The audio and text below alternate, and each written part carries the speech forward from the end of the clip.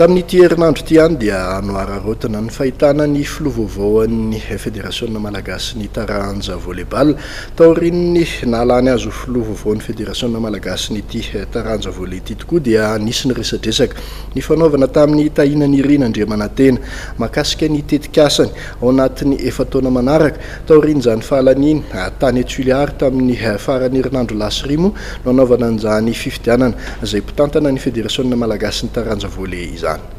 Tanterahana ny Egypte ny voalohany ka hatramin'ny faraika ambin'ny folo ny volana aprily ho avy izao ny andiany 7 ny fiadinan'ny amboarany Afrika isatarika taranja volleyball. Ekipan'ny GNVB na ny Gendarmerie Nationale Volleyball no isolotena ny firenena malagasy amin'izany. Maly sabotsy tolakandro tamin'ny rora sasany nanainga ny tompon-daka Madagasikara no sady tompon-daka ny faritra fahafitony Afrika. Mpilalao 14 sy mpanazatra 2 ary mpitantana 3 moa no mandrafitra ny delegasionna malagasy.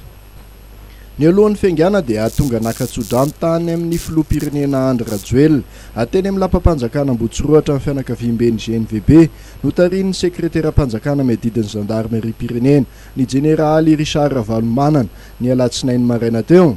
Tamin'ity fotoan'ity moa no nanaovan'izy ireo tatitra ny anaram-boninahitra efa azony dia ny batany Mbalony Sesa ny tompon-daka nasionaly sy ny batany telo ny tompon-daka ny Ranomasimbe Indiana sy ny faritra fahafito aty Afrika.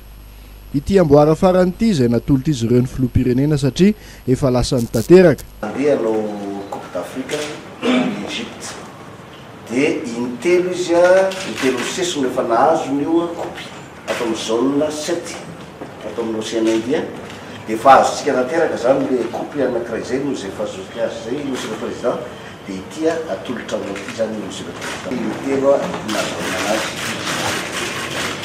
Tetsakilan'izay dia antsodrana azy ireo avita be amin'ny fiarovana amin'ny voninahim-pirenena ny Egypte i Andry Rajoelina. Indrindra mampirisika anareo ary hoeto ho avy hatrany ny voninahim-pirenena mba asehoantsika fa manana ny toerany maizy azy Madagasikara ary indrindra manana mpanao fanatanjahantena indrindra amin'ny taranja volley izay mitondra ny reharehan'ny firenena mitondra avo zany faneva-pirenena zany eo anatin'izay fifaninanana ho ataonareo koa tsara tsodrano ary mafitasoa amin'izay fifaninanana hoatrehanareo zay.